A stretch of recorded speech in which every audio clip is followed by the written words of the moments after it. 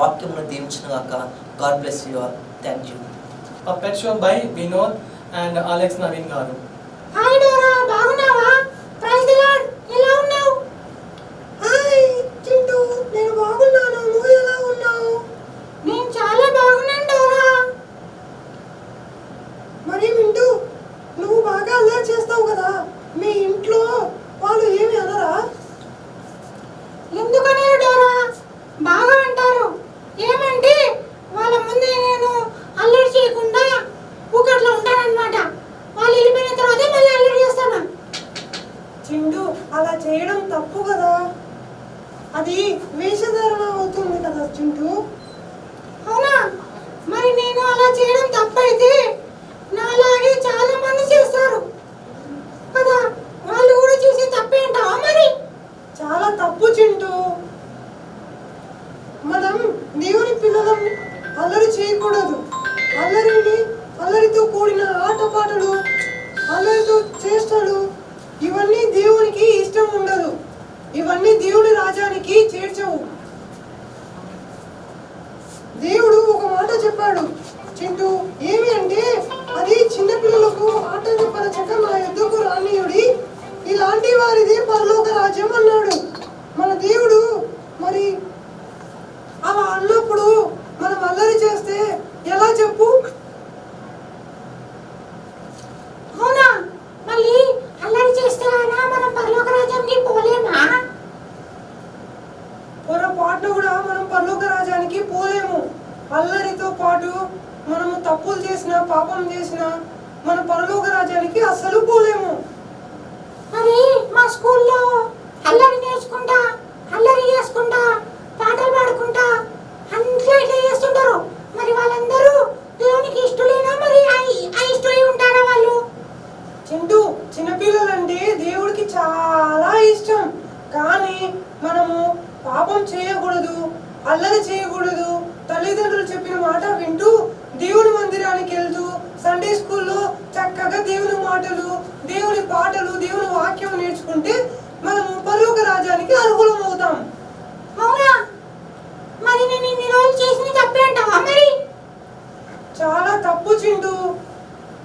ఇప్పటి నుంచి నువ్వు పరలోక రాజ్యానికి అర్హునిగా ఉండాలి అంటే చక్కగా తల్లిదండ్రులు చెప్పిన మాట వినాలి, అలాగే స్కూలు టీచర్స్ చెప్పిన మాట వినాలి, మంచిగా చదువుకోవాలి, ప్రతిదినం దేవుని స్తుతిస్తూ దేవుని వాక్యాన్ని చదువుకుంటూ ప్రార్థిస్తూ ఉండాలి. అలా చేస్తే నువ్వు పరలోక రాజ్యానికి అర్హుడు అవుతావు. మరి పరలోక రాజ్యం అని చెప్తున్నావు కదా, మరి చిన్నగా ఉన్నప్పటి నుంచి మనం భయభక్తులు కలిగి ఉన్నాం కదా, మరి చాలా మంది ఉన్నారు కదా, వాళ్ళందరూ సరే మరి పరలోక రాజ్యానికి? వాళ్ళంతా పరలోక రాజ్యానికి రాదు చింటూ. చిన్నగా ఉన్నప్పటి నుంచే మనం దేవుని భయభక్తుల్లో పెరిగితే పెద్దగా అయినప్పుడు వాటి నుంచి మనం తప్పిపోమంట. అందుకోసం మనం పరలోక రాజ్యానికి అర్హులుగా ఉండాలి అంటే చిన్నగా ఉన్నప్పటి నుంచే మనము సరైన త్రోవలో నడవాలి. మరి నేను రెగ్యులర్ గా సండే స్కూల్కి వెళ్తాను, పాటలు పాడాను, బైబిల్ అసలు చదవను నేను డోరా. మరి నన్ను దేవుడు రానిస్తాడా? చర్చికి రాను కదా నేను. మరి చింటూ, దేవుని మందిరానికి వస్తూ దేవుని మాటలు వింటూ దేవుని ఆజ్ఞలకు లోబడితే దేవుడు పరలోక రాజ్యానికి తీసుకుంటాడు. నువ్వు ఆజ్ఞలు అతిమీరినా గానీ, అలాగే దేవుని మాట వినకపోయినా, నీ పేరు చెప్పిన మాట వినకపోయినా గానీ దేవుడు నిన్ను అస్సలు ఇష్టపడాడు. మరి నేను దేవునికి ఇష్టంగా ఉండాలంటే ఏం చేయాలి డోరా? నేను దేవునికి ఇష్టంగా ఉండాలంటే దేవుడి ఆజ్ఞలను గైకొనాలి, అలాగే పాస్టర్స్ చెప్పిన మాట వినాలి, అలాగే నీ తల్లిదండ్రులకు నువ్వు లోబడాలి. అలా చేసినప్పుడు దేవుడు నిన్ను ఎక్కువగా ఆశీర్వదిస్తాడు, అలాగే దేవుడు చాలా సంతోషిస్తాడు. మరి బైబిల్లో ఒక వాక్యం ఉంటది, నిన్ను వలె నీ పొరుగు వారిని ప్రేమించుము అని.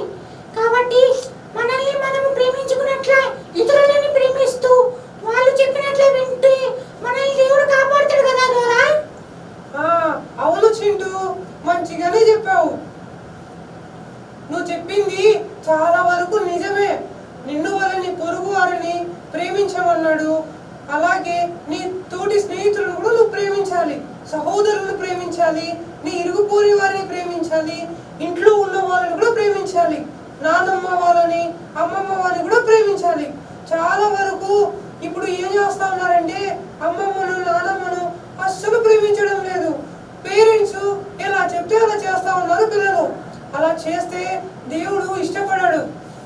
కానీ కొంతమంది పేరెంట్స్ ఉంటారు, వాళ్ళకి అసలు టైమే ఉండదు, పిల్లల్ని పట్టించుకోరు, సండే స్కూల్కి పంపించరు, టీవీ చూసుకుంటా గేమ్స్ ఆడుకుంటా టైం స్పెండ్ చేసుకుంటూ వాళ్ళు టైం వేస్ట్ చేసుకుంటా వాళ్ళ పిల్లల టైం కూడా వేస్ట్ చేస్తారు.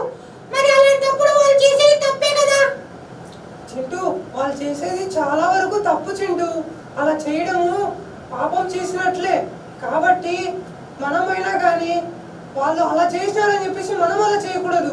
మనము దేవుని యందు భయభక్తులు కలిగి దేవుని మీద ఆధారపడుతూ దేవుని స్తుతించాలి. అలా చేసినప్పుడు దేవుడు మనల్ని ఇష్టపడతాడు. నాకైతే చాలా సంతోషంగా ఉంది డోరా. ఎందుకంటే నాలాగా నా ఫ్రెండ్స్ కూడా నా మాట వినకుండా చాలా సార్లు ఆడుకుంటూ టైం వేస్ట్ చేసుకుంటూ గేమ్స్ ఆడుకుంటూ ఉన్నారు.